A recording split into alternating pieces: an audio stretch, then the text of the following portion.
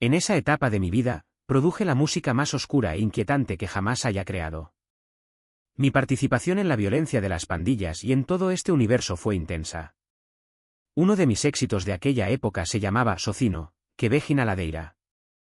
Era algo realmente loco, de esos que a mí me parecieron aterradores. Mi mente estaba centrada únicamente en ganar dinero, sin importar lo que tuviera que hacer. Creo que fue entonces cuando las cosas empezaron a complicarse. Después de promover ese estilo de música y atraer ese tipo de atención, sentí que la energía negativa regresaba a mí. Fue como si hubiera liberado algo al mundo y de repente me di cuenta de que regresaría con venganza. Recuerdo que, aunque parezca extraño, recibí una llamada de una discográfica ofreciéndome un contrato. La cantidad en juego rondaba los $23 millones. Dineral. Y fue entonces cuando apareció la tentación, disfrazada de oportunidad. Cuando respondí esa llamada, sentí que algo andaba mal. Poco después, me desperté en medio de la noche y vi una figura demoníaca en la puerta de mi habitación. En ese momento, estuve seguro de que era el mismo Satanás. Fue entonces cuando entendí que las dimensiones espirituales son mucho más reales de lo que la gente imagina. Mi alma estaba en juego y la batalla entre Dios y el mal se intensificó. Desde pequeña mi infancia estuvo marcada por constantes peleas entre mis padres. No se entendían y la convivencia en casa era todo menos armoniosa. Me hizo querer alejarme, evitar involucrarme en esa situación. Tenía una hermana, pero ella era mucho mayor y ya se había ido de casa cuando yo aún era un niño. Entonces, en la práctica, crecí solo, sin nadie con quien hablar o compartir lo que sentía. Creo que debido a este ambiente comencé a beber muy temprano, a los 14 años. Antes de eso, en la escuela, tenía bastante sobrepeso, lo que solo empeoraba mi sensación de insuficiencia. También comencé a fumar a esa edad. Era como si estuviera buscando algo para llenar un vacío, una necesidad de aceptación, validación y amor. Quería desesperadamente sentirme parte de algo, en un ambiente donde fuera bienvenido. A los 15 me uní a una pandilla. Creo que lo hice porque quería pertenecer a un grupo, una especie de hermandad. Muchos de los chicos con los que crecí estaban involucrados en ese mundo y me identificaba con ellos. No era exactamente la misma realidad, muchos venían de hogares con una sola madre, pero también llevaba mi dolor, mi búsqueda de paz en casa. No sabía qué hacer, así que terminé siguiendo este camino. Por supuesto, al tomar esta decisión me involucré en muchas cosas. Pero, como dije, beber y fumar ya formaban parte de mi vida diaria. Cabe mencionar que, a pesar de todo, mis padres fueron buenos conmigo. Aunque no eran la pareja más cercana, siempre me cuidaron. Durante aproximadamente un año ni siquiera sospecharon de mi participación en la pandilla, porque hacía todo en secreto. Había robos, drogas, pero éramos jóvenes y no íbamos a extremos como otros grupos. Siento que Dios me protegió de caer en agujeros más profundos. No me dejó hundirme tanto como podría. Un día grabamos un vídeo en el que aparecíamos fumando, mostrando símbolos pandilleros y poses llamativas. Como es habitual hoy en día, grabamos todo. Mis padres encontraron el vídeo y se sorprendieron. Estaban asustados, preocupados y obviamente no querían que siguiera por este camino. Como buenos padres, tomaron medidas drásticas, confiscaron todo lo que tenía relacionado con la pandilla, mi ropa, mis accesorios, mis símbolos. Ya no vas a representar eso, dijeron. No pudieron impedirme vivir con esa gente, pero me impusieron varias reglas. Mi padre, que había visto este mundo de cerca cuando era joven, sabía exactamente de qué se trataba. Él fue firme: no vas a estar más involucrado en esto. Después de que se enteraron, decidió sacarme de ese ambiente. Primero pensó en enviarme a una escuela militar, pero acabó decantándose por una academia de tenis. Quiero resaltar este detalle porque no hay mucha gente que, estando en pandillas, también juegue al tenis. Mi padre me inició en el deporte cuando era pequeña y eso siempre me ha diferenciado de los demás. Cuando me uní a la pandilla, muchos me miraron con recelo por esto. Tenía 2 padres, practicaba un deporte considerado de élite, pero seguía sintiendo el mismo dolor que los demás. Quería ser aceptado y por eso tenía que demostrar mi valía. Enfrenté muchas peleas, tuve que demostrar que no tenía miedo. Y, lo creas o no, nunca he huido de un desafío. Hice lo que había que hacer. Cuando mis padres empezaron a escuchar rumores sobre mis peleas y mi comportamiento, mi padre decidió sacarme de allí. Me envió a una academia de tenis, deporte que amaba y que le servía de salida. Cuando llegué allí al principio fue difícil. Sentí que todo allí era extraño, para ser honesto. Estaba acostumbrada a un ambiente mucho más diverso, con mi grupo de amigos habitual. Donde crecí, en Houston, había todo tipo de personas. Pero allí, en el gimnasio, había gente con la que nunca antes había interactuado. No digo que todos fueran perfectos en todo, pero, ya sabes, eran personas muy diferentes a las que yo estaba acostumbrado. Y al principio fue extraño. Todavía llevaba esa mentalidad de antes y me tomó un tiempo sentirme cómoda con todos. Pero poco a poco me fui adaptando. Terminé haciéndolo muy bien. Antes de eso, mientras vivía esa vida de fumar, beber e involucrarme con pandillas, mis calificaciones eran terribles, siempre estaba en peleas, en problemas, siempre metiéndome en problemas. Pero cuando llegué a la academia, me nominaron a 3 premios diferentes. Gané el premio al jugador que más mejoró, el premio académico porque solo obtuve calificaciones altas, solo A y B, y también el premio de liderazgo. Fueron los mayores reconocimientos que ofreció la academia, y uno de ellos se llamó Premio Ryan Spencer Richie. Por contexto, yo era una de las únicas personas negras allí. Entonces, como dije, era un ambiente muy diferente para mí. Cuando miro hacia atrás, me parece increíble pensar que, siendo solo un chico negro en un lugar donde no me sentía encajado, logré destacar tanto para recibir un premio tan importante.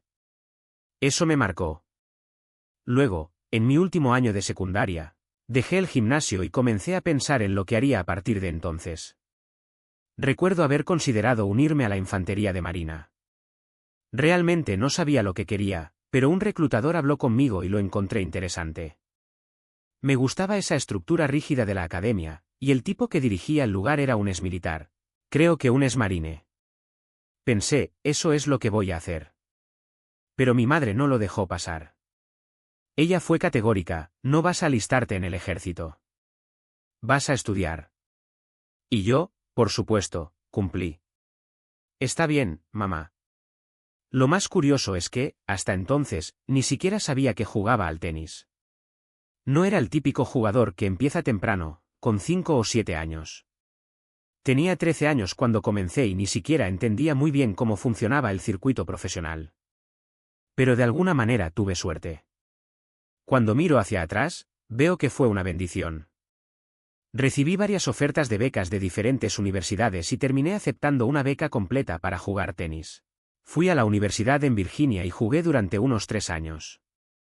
Pero ahí terminé alejándome de esa estructura que me había mantenido enfocado. Volví a ser como era antes, comencé a salir con el mismo tipo de gente, a fumar otra vez, a beber, a disfrutar de fiestas. Incluso vendí drogas en el campus. No funcionó como en el gimnasio. En pocas palabras, perdí mi beca, tuve que regresar a casa porque no estaba haciendo lo que tenía que hacer. Era como si estuviera empezando de nuevo.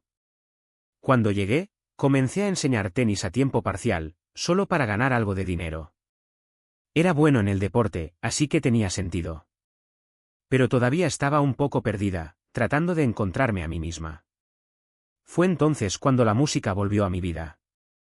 Un amigo mío ya estaba metido en esto y solíamos hacer música juntos, solo por diversión. Sabía que yo era bueno y me pidió que volviera. Empezamos a grabar, viajar, tocar shows. Era música secular en ese momento. Él no tenía exactamente la mentalidad de voy a seguir el juego como yo, pero yo todavía estaba en ese mundo. Mis letras eran pesadas, muy seculares, casi demoníacas, para ser honesto. Terminamos peleándonos porque no estábamos de acuerdo sobre cómo dividir las cosas, quién se quedaría con qué. Después de eso, dejé de trabajar con él. Fue entonces cuando conocí a otro chico, que ya estaba en el negocio. Era un traficante de drogas tranquilo pero fuerte. Empezamos a salir juntos y él tenía un plan. Quería ayudarme a ganar dinero para poder invertir en mi carrera musical. La idea era que me diera algo, drogas, probablemente, para venderlo y reunir capital. Luego usaríamos ese dinero para impulsar mi música. Incluso estaba en una fase de rehabilitación, Acababa de salir de la cárcel y estaba tratando de organizarse. Pero en teoría sería mi compañero quien entraría en el juego y haría que la música despegara. Grabamos muchas cosas juntos, pero nada salió según lo planeado. Cada vez que intentábamos cerrar un trato para poder empezar a mover cosas, algo salía mal. O apareció la policía, o se metió en problemas, o simplemente no cedió. Fue frustrante. Siempre estaba discutiendo con él: hombre, deberíamos hacer esto, deberíamos hacer aquello, deberíamos ganar dinero. Pero mirando hacia atrás, veo que Dios nunca me permitió cruzar esa línea. No era un traficante de drogas cualquiera, era alguien con influencia. Y, por mucho que lo intentáramos, siempre pasaba algo que impedía que el negocio siguiera adelante. Entonces pensé, bueno, si no va a suceder, sigamos con la música por las malas. Todavía estábamos haciendo música secular. Él todavía estaba en el mundo del crimen, consumiendo drogas, y yo todavía tenía esa mentalidad. Fumaba todos los días, me dedicaba a escribir. Y para ser honesto, en ese momento de mi vida, hice la música más pesada y oscura que jamás haya producido. Era un reflejo de mi cabeza, solo pensaba en el dinero, en cómo conseguir lo que quería, sin importar lo que tuviera que hacer. Sabía que el juego era peligroso, pero, y allí estaba él, con una expresión que nunca antes había visto. No era ira ni decepción, sino algo más profundo, como si él supiera algo que yo aún no entendía. Me entregó el teléfono y dijo: «Es para ti». Es un pastor. Me quedé quieto por un segundo, sin reaccionar. No era común recibir llamadas así y mucho menos en casa de mis padres. Cogí el dispositivo con vacilación, como si pudiera quemarme las manos. Al otro lado de la línea, una voz tranquila, firme pero sin prejuicios. «John, escuché algo de tu música. Y también escuché lo que ha estado sucediendo en tu vida. Solo quería decirte que Dios tiene un plan para ti, incluso si no puedes verlo en este momento». Esas palabras me golpearon como un puñetazo. No fue un sermón, no fue una crítica. Fue como si alguien hubiera leído mi alma y hubiera decidido acercarse a mí. No sabía qué responder. Se me hizo un nudo en la garganta y, por un momento, solo pude quedarme allí, sosteniendo el teléfono, sintiendo el peso de todo lo que había hecho hasta ahora. El pastor continuó: «No es necesario que responda ahora. Solo quería hacerle saber que la gente está orando por usted. Y si alguna vez quiere hablar, estoy aquí». Colgó y me quedé allí, con el teléfono en la mano, como si el mundo se hubiera detenido por un segundo. Mi padre me miró y, por primera vez en mucho tiempo, no dijo nada. Simplemente sacudió la cabeza lentamente, como si entendiera que algo más grande que nosotros dos estaba sucediendo. Subí a mi habitación, me senté en la cama y miré al vacío. Las paredes se sentían más pesadas, como si llevaran el eco de todas las cosas que había puesto en el mundo, todas las letras violentas, todas las noches de insomnio, todas las decisiones equivocadas. Y entonces, de la nada, me vino a la mente un recuerdo. Fue de cuando era niño, sentado en la iglesia con mi abuela, escuchándola cantar viejos himnos. Recordé la paz que sentí en ese momento, la sensación de que, sin importar lo que sucediera afuera, estaba segura por dentro. Pero después de años inmerso en el caos, ese recuerdo parecía un sueño lejano, casi irreal. Me levanté, me acerqué a la ventana y miré hacia la calle. El sol se estaba poniendo, tiñendo todo de naranja y rojo, como si el cielo estuviera en llamas. Y entonces, sin pensar, hice algo que no había hecho en años: me arrodillé en el suelo y comencé a llorar. No eran lágrimas de miedo ni de arrepentimiento, eran lágrimas de algo que ni siquiera podía nombrar. Fue como si, después de correr durante tanto tiempo, finalmente me hubiera detenido y me hubiera dado cuenta de que estaba perdido. Esa noche no dormí. Me quedé despierta, dando vueltas en la cama, escuchando los ruidos de la casa, los pasos de mis padres en el pasillo, el viento golpeando la ventana. Y por primera vez en mucho tiempo, no tenía miedo de lo que pudiera pasar. Simplemente estaba cansado. Cansada de luchar contra algo que ni siquiera sabía qué era.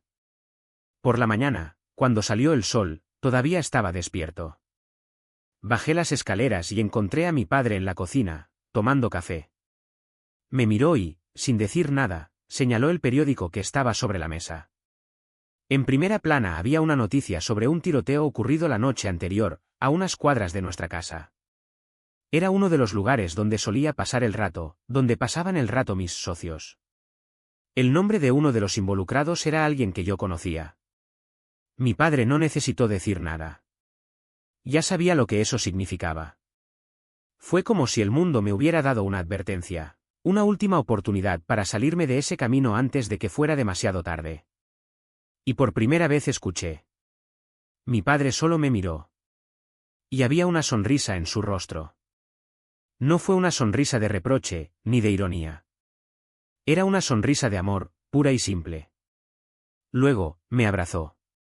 Y, en ese abrazo, escuché una voz, la voz de mi padre, pero no como la que estaba acostumbrado. Era como si las palabras hubieran salido de él, pero con una fuerza que no era de este mundo. Una voz que sonaba como un trueno, como un relámpago atravesando el cielo, tan fuerte que parecía sacudir las paredes, el suelo, incluso mis huesos.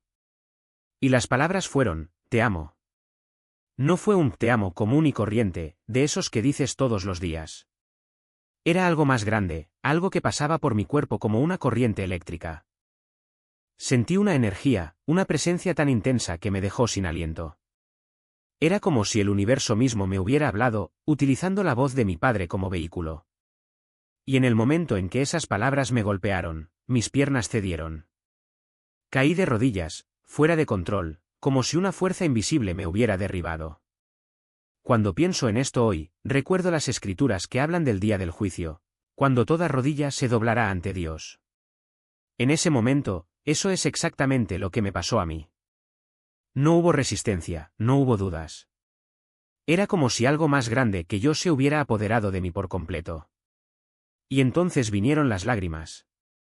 No eran lágrimas de tristeza, ni de miedo. Eran lágrimas de alivio, de comprensión. Porque de repente entendí todo.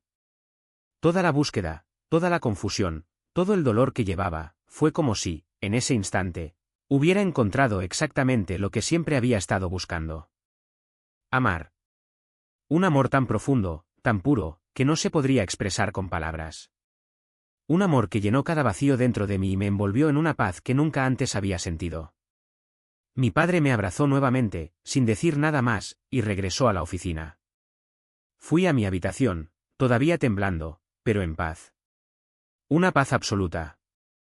Todo lo que había sucedido antes, los errores, las malas decisiones, los peligros, parecía distante, como si fuera parte de otra vida. Me tumbé en la cama y cerré los ojos, sintiendo como si algo dentro de mí hubiera cambiado para siempre. Fue entonces cuando escuché otra voz. Esta vez fue diferente. Más suave, pero igualmente poderoso. Sonaba como la voz de mi madre, pero con la misma intensidad sobrenatural. John, dijo, y el sonido hizo eco dentro de mí como si hubiera sido amplificado por algo más allá de lo común. Lamento el camino que has tomado. Pero ahora, haz la música. Lo entendí enseguida. Antes, cuando escuché la primera voz, no podía moverme en mi página de música. Era como si algo me detuviera, como si mis manos no respondieran. Pero ahora, con esta nueva instrucción, todo ha cambiado. Fui a la computadora, inicié sesión en la plataforma, y por primera vez en meses, logré eliminar las canciones antiguas, aquellas que hablaban de violencia, de un estilo de vida que ya no me representaba. Y en su lugar, se me ocurrió algo nuevo. Una canción sobre la que había estado bromeando acerca de hacer, pero que nunca había tomado en serio. Un tema llamado Terminator, que luego aparecería en mi primer álbum. Después de publicar, sentí un cambio en el aire. No fue solo dentro de mí, era como si el entorno que me rodeaba se hubiera transformado. La energía era diferente, más ligera, más clara. Y en ese momento lo supe. Sabía cuál era mi propósito. Sabía cuál era mi misión aquí. Alguien podría preguntar, Jonathan, estás diciendo que escuchaste las voces de los muertos hablándote, ¿pero sentiste que era el poder de Dios? ¿Que era su presencia hablando a través de ellos? Y la respuesta es sencilla, no era normal. No era algo que pudiera explicarse con lógica o ciencia.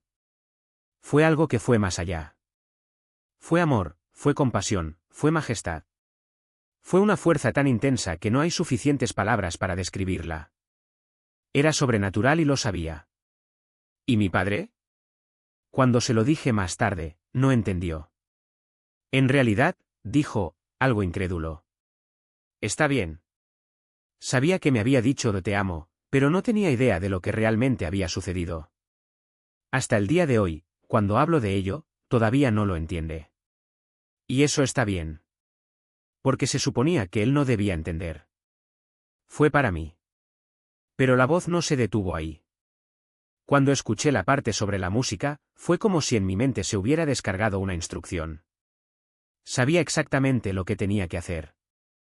Regresé a la plataforma, eliminé todas las canciones antiguas y subí algo nuevo. Canciones en las que había estado trabajando, pero que tenían un mensaje diferente. Eran canciones conscientes, con letras que hablaban de fe, de transformación, de esperanza. Y entonces llegó la confirmación. La primera canción que escribí después de esa experiencia fue una respuesta directa al caos que había experimentado antes. Tomé el mismo ritmo de una vieja canción, la que me había llevado por el camino equivocado, y la transformé. Cambié el título a Fight Never Alone y lo reescribí todo. No sabía si podría hacerlo, pero algo dentro de mí decía que era lo que tenía que hacer. Y así fue. Cuando lancé la canción, sucedió algo extraordinario. La gente lo sintió. No era solo una canción, era un mensaje. Tenía vídeos de actuaciones y podía verlo en los rostros del público, algo allí los conmovía de una manera que nunca antes había visto. Era como si las palabras no fueran mías, sino algo más grande, algo que venía de algún lugar más allá de mí. En los días siguientes, fue como si Dios me estuviera guiando paso a paso. Me mostró visiones, puso pensamientos en mi mente. Sabía que necesitaba leer la Biblia, orar y conectarme con Él de todas las formas posibles. Y eso es todo lo que quería hacer. Nada más importaba. Entonces sucedió algo inesperado. Unos días después de esta experiencia, recibí una llamada telefónica. Era reclutador para una compañía discográfica. Me habían visto antes, cuando todavía hacía ese tipo de música, y querían ficharme. ¿El valor en juego? 23 millones de dólares. No era un cheque en blanco, sino una propuesta concreta. Querían que grabara un vídeo con un rapero laico, alguien muy conocido en la industria. Y por un segundo, la tentación cruzó por mi mente. Después de todo, era mucho dinero. Pero entonces recordé la voz. Recordé la paz que había sentido. Recordé el propósito que había descubierto. Y supe, sin lugar a dudas, cuál era la respuesta correcta. Que no quería eso. En aquel momento fue sencillo, me negué. No, estoy bien, respondí sin rodeos. Pero mirando hacia atrás, es sorprendente cómo todo salió bien. Poco después de descubrir mi propósito, apareció la tentación, ¿y qué tentación fue? Antes el dinero era mi única motivación. Ahora, Satanás llegó con una oferta de $1 millón, como si supiera exactamente dónde golpearme. La verdad es que ya había hablado antes con algunos reclutadores, pero nada grave. Hasta ese momento. 23 millones de dólares no era una cantidad cualquiera. Era una cantidad que haría que cualquiera se detuviera a pensar. Y me detuve. Leí la propuesta, analicé cada detalle y algo allí me molestó profundamente. Había algo mal, algo casi demoníaco. No pude explicarlo en ese momento, pero el instinto me gritó que no era para mí. Ellos insistieron. Querían que reemplazara a un artista que acababa de ser asesinado, un detalle que solo reforzó mi desconfianza. No era solo una cuestión de dinero. Había algo más oscuro detrás de esto. No sabía exactamente qué era, pero sabía que no era bueno. Entonces, sin dudarlo, me negué. Y volví a mi rutina, centrada en lo que realmente importaba. Pero la historia no terminó ahí. Algún tiempo después, no recuerdo exactamente cuánto, porque aquellos días fueron intensos y confusos, me desperté en mitad de la noche. Estaba acostado en mi habitación y entonces lo vi, una figura demoníaca parada en la puerta. No era una sombra, no era imaginación. Fue real. Y era exactamente como la gente lo describe, rojo, con cuernos, garras afiladas, una presencia que helaba la sangre. Satán. Me miró fijamente por un momento y luego avanzó. Saltó hacia mí, tratando de rascarme la cara. No sé si estaba despierto o atrapado en una especie de limbo entre el sueño y la realidad. Lo único que sé es que luché y que, por la mañana, me desperté con un rasguño en la cara. No era profundo, pero estaba ahí. Y desapareció rápidamente, como si nunca hubiera existido. Pero yo sabía la verdad, eso era una señal. Un recordatorio de que los mundos espiritual y físico están más conectados de lo que creemos. En ese momento comprendí que Satanás no se había rendido. Me había ofrecido una salida fácil y cuando dije que no, mostró su verdadero rostro, lleno de odio. No lo sabía todavía, pero acababa de convertirme en un objetivo. Un soldado de Dios, sí, pero también un enemigo declarado de las tinieblas. Los meses siguientes fueron de transformación. La música que estaba haciendo ahora tenía un propósito diferente. Toda mi vida había cambiado. Me sentí más fuerte, más concentrada, como si una armadura invisible me protegiera. Pero también era humano. Y los humanos cometemos errores. Por eso, un día, decidí reunirme con algunos de mis viejos amigos. No se trataba de volver al pasado. Fue para compartir lo que había encontrado. Quería hablar de Dios, de la paz que Él me dio, de la salvación. Pensé que podría ayudarlos, mostrarles un camino diferente. Pero lo que empezó como una buena intención acabó convirtiéndose en un error. Fui a una reunión y allí estaban ellos, fumando. Yo ya había sido de ese mundo. Sabía cómo era. Y, sin pensarlo bien, terminé aceptándolo. Una bebida. Solo uno. Pero fue suficiente. En ese momento no me di cuenta, pero estaba abriendo una puerta. No era solo marihuana, era un portal hacia algo mucho más oscuro. Satanás estaba esperando un desliz. Y le di exactamente lo que quería. Durante los días siguientes, mi mente comenzó a desmoronarse. Al principio fueron pequeñas cosas, paranoia, ansiedad, la sensación de que algo andaba mal. Luego vino el caos. Los médicos me diagnosticaron trastorno bipolar, depresión, ansiedad, cualquier etiqueta que me pusieran. Pero sabía que no era eso. Era algo más allá de la medicina. Me internaron en un pabellón psiquiátrico. Pasé meses entrando y saliendo de hospitales.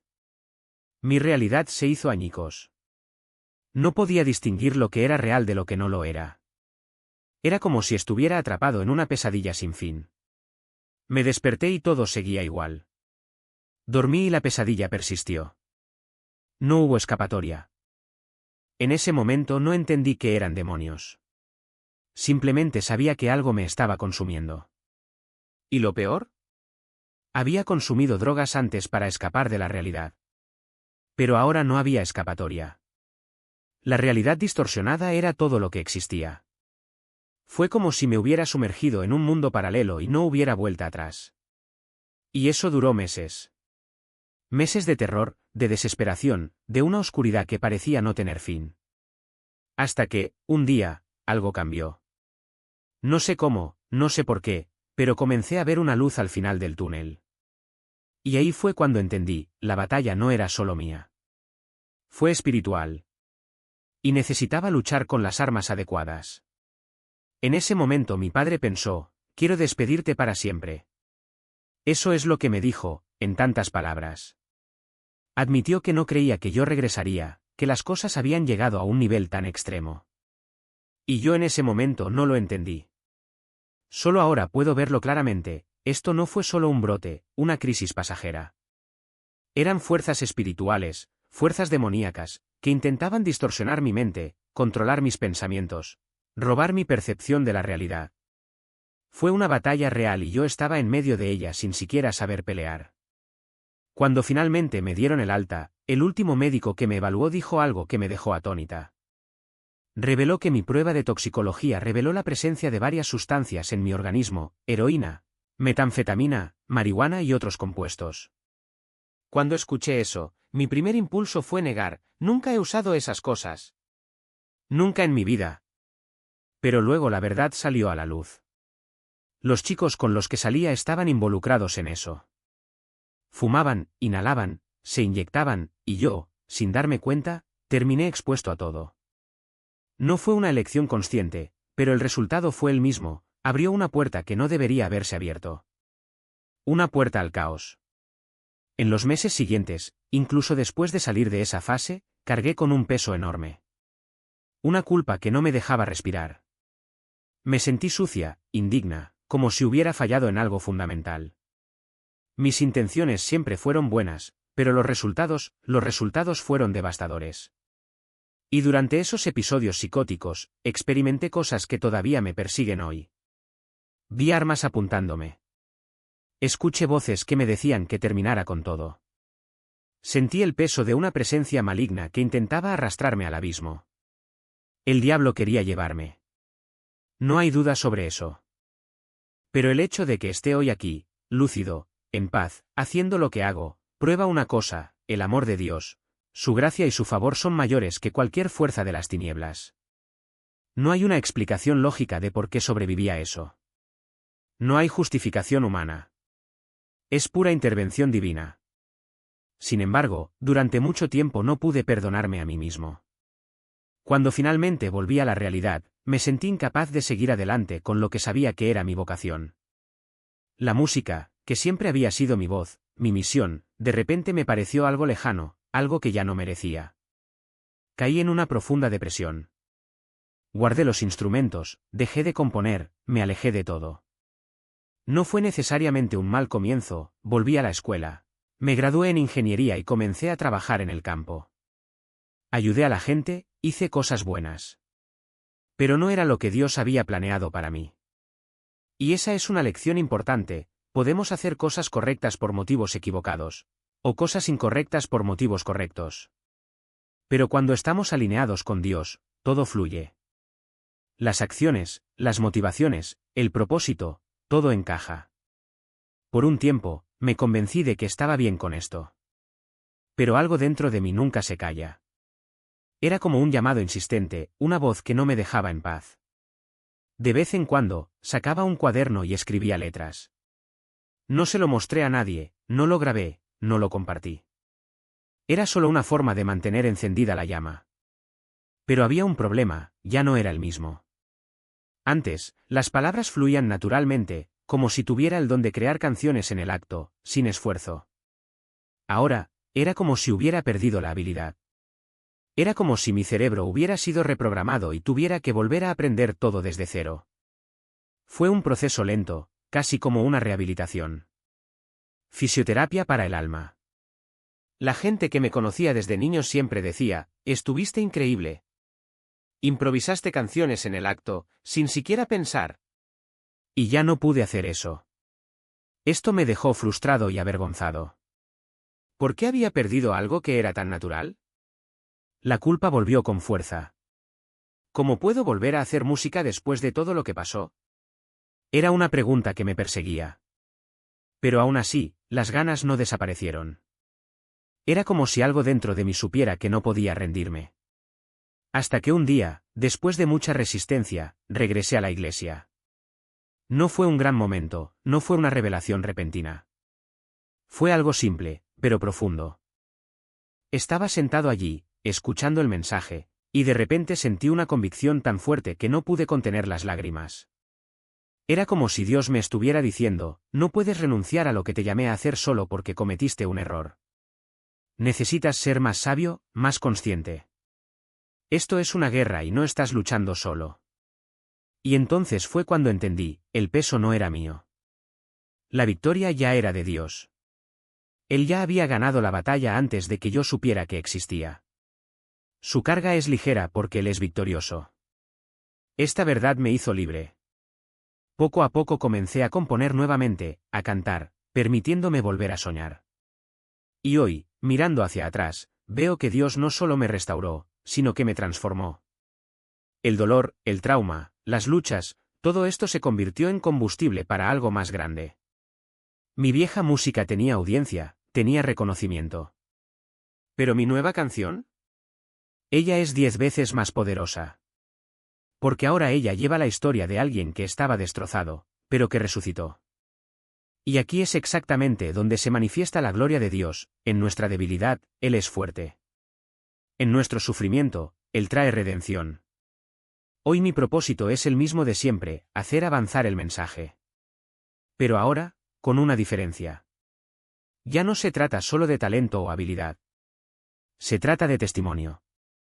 Se trata de mostrar que no importa lo que hayas pasado, no importa cuán profundo hayas caído, Dios aún puede usar tu historia para impactar vidas.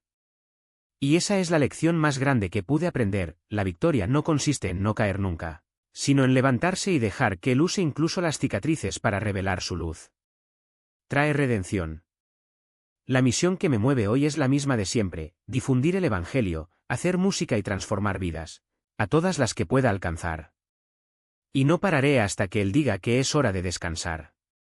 Por eso estoy aquí. Jonathan, me encanta tu historia. Gracias por compartirlo. Lo que más me llamó la atención fue cuando mencionaste, al principio, que, al hacer esa música ligada a lo ocultista, estabas inmerso en un mundo oscuro. Pero cuando recurriste a la adoración, todo fue al revés. Lo que una vez te conectó con el mal comenzó a sintonizarte con el espíritu. ¡Qué contraste tan poderoso! Y me encantó cómo reescribiste la narrativa, cambiando: el infierno nunca me dejó solo por la fe nunca me dejó solo. ¡Qué hermosa manera de glorificar a Dios! Sí, fue una parte tan importante de mi vida. Una transformación que ocurrió en medio de todo eso. No puedes fingir, no puedes explicarlo adecuadamente, porque fue algo que se apoderó de mí, en mi espíritu, en mi corazón, en mi mente.